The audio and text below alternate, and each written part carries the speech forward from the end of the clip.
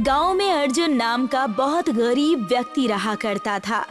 अर्जुन की पत्नी रुक्मणी गांव के दूसरे घरों में बर्तन साफ करती थी और अर्जुन गांव के मुखिया के घर पर उसकी भैंसों की देखभाली का काम किया करता था।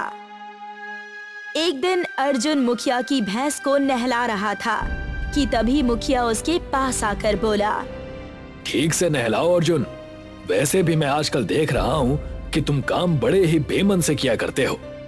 ये आप कैसी बातें कर रहे हैं मुखिया जी? मैंने कभी भी मेहनत से जी नहीं चुराया। हाँ हाँ, पता है। बोल तो ऐसे रहे हो जैसे कि सारा दिन खेतों में बैल की तरह काम करते हो। अरे तुमसे तो ठीक से तबेला भी नहीं संभलता और बात करते हो मेहनत की। इतना बोलकर मुखिया अपने पैर पटकता हुआ वहां से चला गया। शाम को अर्जुन घर पर आ गया। रुक्मणी, मुझे बहुत तेज भूख लगी है, जल्दी से भोजन लगा दो। अर्जुन की बात सुनकर रुक्मणी आंखों में आंसू लिए हुए अर्जुन से बोली, घर का राशन खत्म हो गया है जी, मैं भोजन कहाँ से लाऊं? दोपहर से मैं आप ही का इंतजार कर रही थी। तो तुमने पहले क्यों नहीं बताया? सुबह जब आप काम पर गए थे तब मैंने इशारों में आपसे कहा था कि राशन बिल्कुल ही खत्म हो चुका है। इसका मतलब हमारा मुन्ना सुबह से भूखा है। 3 घंटे से उसका रो रो कर बुरा हाल हो चुका था। बड़ी मुश्किल से उसे चुप कराकर सुलाया है। बेचारा बच्चा, क्या जाने परिवार की आर्थिक स्थिति। तुम इतनी मेहनत से दूसरों के घर पर बर्तन मांजती हो, कुछ भोजन वहीं से मांग लेती। पिछले कुछ दिनों से मैं बीमार चल रही हूँ, इसी वजह से मैं काम पर नहीं जा पा रही। जिन घरों में मैं बर्तन मांजती हूँ, मैंने उस हर घर का दरवाजा खटखटाया, मगर किसी ने एक पैसा भी नहीं दिया और ना ही एक रोटी का टुकड़ा दिया। अपनी पत्नी की बात सुनकर अर्जुन की आंखों में भी आंसू आ गए। अगले दिन अर्जुन मुखिया के घर पर जाकर मुखिया से बोला, मुझे आपसे कुछ बात करनी है मुखिया जी। बोलो, जरूर तुम पैसों की बात करोगे। मुझे कुछ पैसों की सख्त जरूरत है मुखिया जी। मेरे घर पर राशन पानी सब खत्म हो गया है। कल रात मेरी पत्नी और मेरा बच्चा भूखे ही सोए। आप तो जानते हैं मुझे अपनी कोई परवाह नहीं, लेकिन अपने परिवार को मैं किसी भी कीमत पर भूखा नहीं देख सकता। तो फिर इसमें मैं क्या कर सकता हूँ? अगर तुम्हारा परिवार भूखा मर रहा है तो फिर तुम कोई दूसरा काम कर लो। मैंने तुम्हारे हाथ थोड़ी ना रोके हैं। मुखिया जी, आप तो इस गांव के मुखिया हैं। अगर मैं मदद के लिए आपके पास नहीं आऊंगा तो फिर किसके पास जाऊंगा? मुखिया अर्जुन से कुछ बोलता कि तभी मुखिया का दोस्त प्रेमपाल वहां पर आ गया। प्रेमपाल अर्जुन की ओर देखकर बोला, तुम बिल्कुल सही कह रहे हो अर्जुन। तुम्हें मदद के लिए मुखिया जी के पास ही आना चाहिए। कहो, तुम्हें कितने पैसों की जरूरत है? प्रेमपाल की बात सुनकर अर्जुन के चेहरे पर खुशी के भाव झलकने लगे। मुझे बस उतने ही पैसे चाहिए प्रेमलाल जी, जितने में मैं अपने घर के लिए 1 महीने का राशन खरीद सकूं। उसके बाद मुझे कोई चिंता नहीं। प्रेमपाल मुखिया की ओर देखकर बोला, मुखिया जी, अर्जुन को कुछ पैसे दे दो। मुखिया ने न चाहते हुए भी अर्जुन को कुछ पैसे पकड़ा दिए। अर्जुन खुशी खुशी वहां से चला गया। मुखिया क्रोधित होता हुआ अपने दोस्त की ओर देखकर बोला, ये क्या हरकत है प्रेमलाल? सिर्फ दोस्ती की वजह से मैं चुपचाप रह गया। तुम गांव के मुखिया जरूर बन गए हो, लेकिन तुम मूर्ख के मूर्ख ही रहोगे। मैं तुम्हारी बात का मतलब नहीं समझा। प्रेमपाल मुखिया के कान में कुछ कहने लगा। प्रेमपाल की बात सुनकर मुखिया के होठों पर रहस्यमयी मक्कारी की मुस्कुराहट आ गई। इधर अर्जुन खुश होता हुआ अपने घर पर चला गया और खुश होते हुए वो पैसे उसने अपनी पत्नी के हाथ में रख दिए। मुखिया जी दिल के बहुत अच्छे हैं रुक्मणी। आपने बिल्कुल सही कहा जी। मैं बता नहीं सकती इन पैसों को देखकर मैं कितनी खुश हूँ। सबसे पहले मैं बाजार जाकर कुछ राशन खरीद कर ले आती हूँ। मुन्ना कल से भूखा है। कुछ देर बाद रुक्मणी बाजार से राशन खरीद कर ले आई। शाम को मुन्ना अर्जुन की ओर देखकर बोला, पापा, आपने मुझसे वादा किया था कि आप मेरे लिए कागज की ट्रेन बनाओगे। हाँ हाँ, क्यों नहीं। लेकिन तुम्हें पता है, कागज की ट्रेन बनाने के लिए बहुत सारे कागज की आवश्यकता होती है। अर्जुन की बात सुनकर मुन्ना ने कुछ न्यूज़पेपर्स अर्जुन के सामने रख दिए। अरे वाह मेरा मुन्ना, कागज अपने साथ लेकर आया है। ठीक है, मैं तुम्हारे लिए कागज की ट्रेन बनाऊंगा। तुम्हें पता है, कागज की ट्रेन बनाना मुझे किसने सिखाया था? किसने पापा? मेरे दादाजी ने। वो कागज की इतनी सुंदर ट्रेन बनाया करते थे कि अंग्रेज भी देखकर धोखा खा जाते थे। कहते थे कि तुम्हारी कागज की बनाई हुई ट्रेन तो असली ट्रेन से भी ज्यादा सुंदर दिखती है। कुछ ही देर में अर्जुन ने बहुत ही सुंदर कागज की ट्रेन बनाकर तैयार कर दी। मुन्ना उस कागज की ट्रेन को देखकर बहुत खुश हो गया। पापा, आपकी ट्रेन तो बिल्कुल असली मालूम पड़ती है। मुन्ना, क्या तुमने असली ट्रेन कभी देखी है? हमारे गांव में तो ट्रेन है ही नहीं। हाँ, देखी है पापा। काका के घर पर एक बड़ा सा टीवी लगा है ना, मैंने टीवी के अंदर ही ट्रेन देखी है।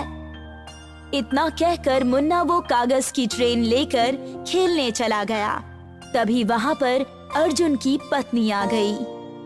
आपको तो पता है ना, हमारे गांव में सरकार की तरफ से कुछ रेलवे विभाग के कुछ कर्मचारी आए हुए हैं। ये तो बहुत खुशी की बात है। हमारे गांव में रेल की सेवा है ही नहीं। अगर गांव में रेल की पटरियां बिछ जाएंगी तो गांव के रोजगार के साधन खुल जाएंगे।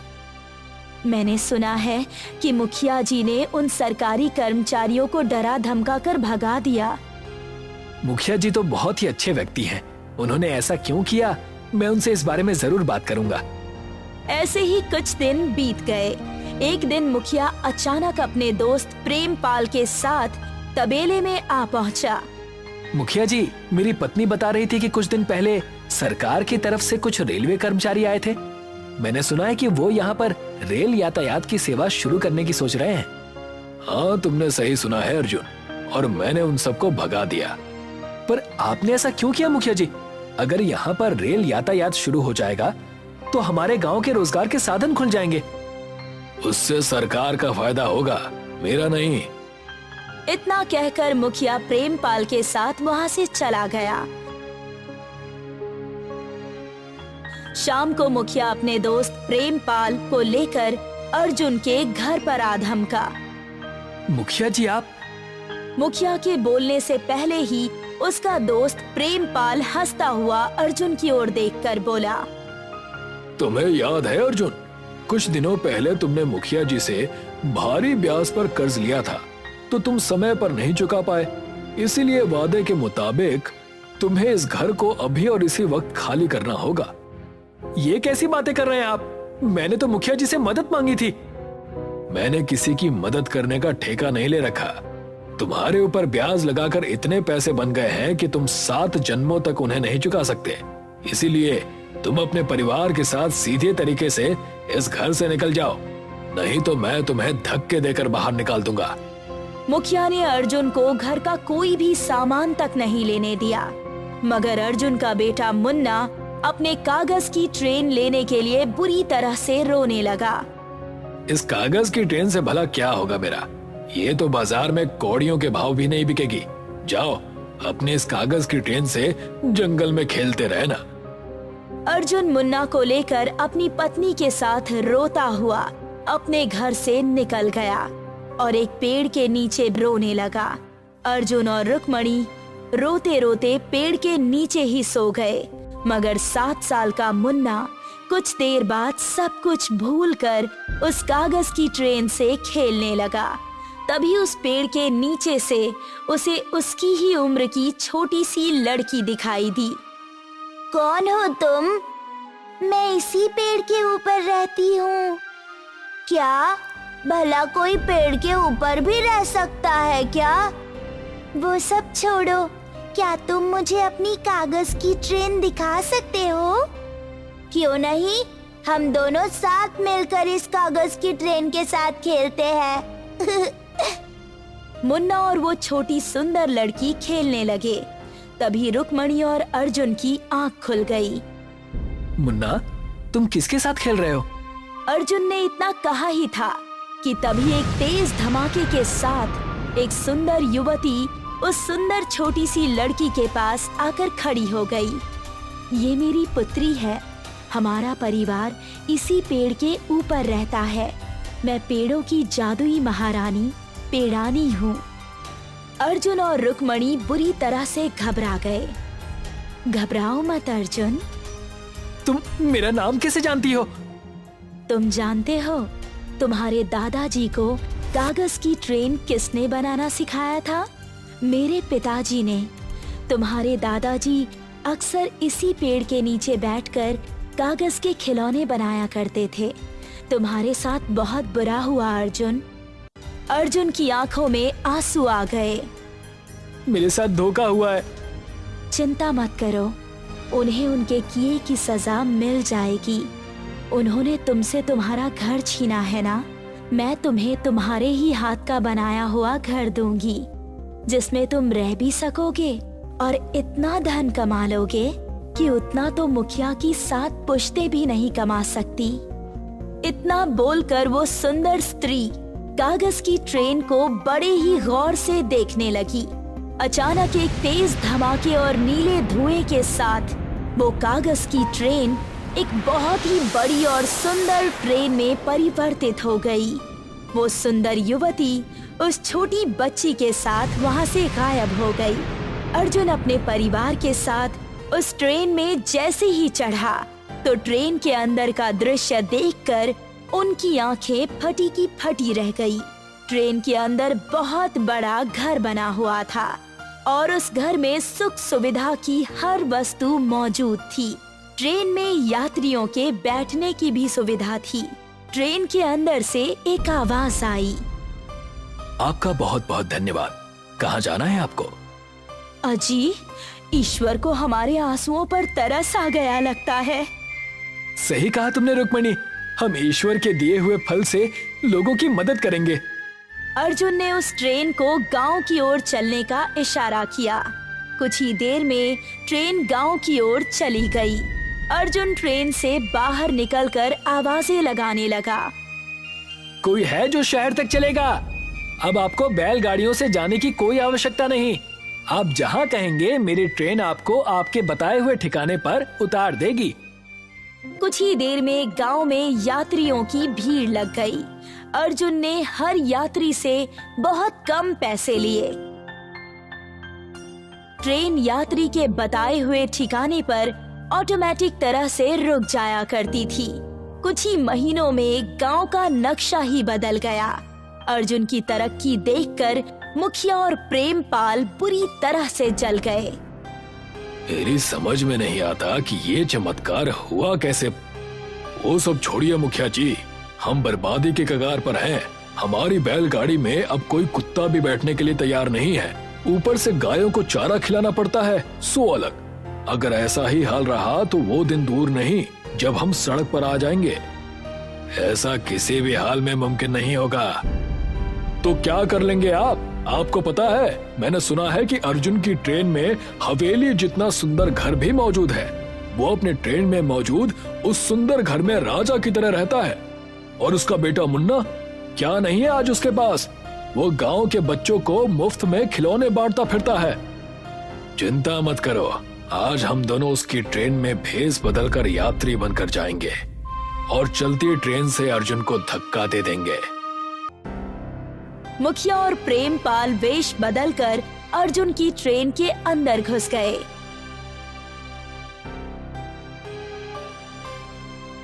ट्रेन सारे यात्रियों को उतारने के बाद मुखिया और प्रेमपाल को एक रेगिस्तान में ले आई।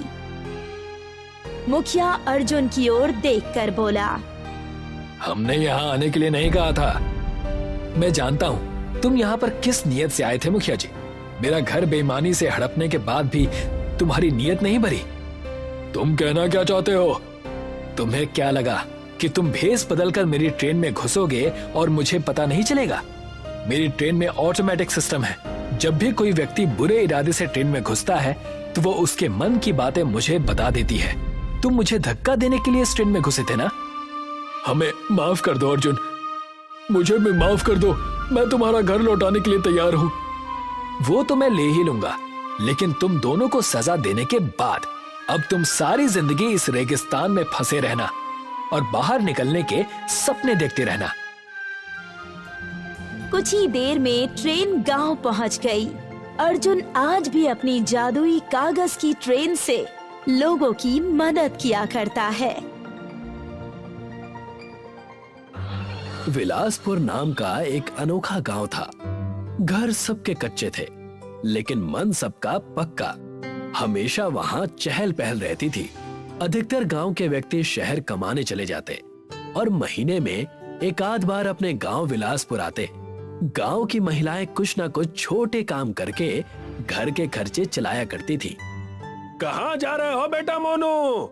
घर चले जाओ, तूफान आ रहा है और बारिश आने की भी संभावना है। आज मेरे पिताजी शहर से मेरे लिए माटी का गुड्डा लेकर आने वाले हैं।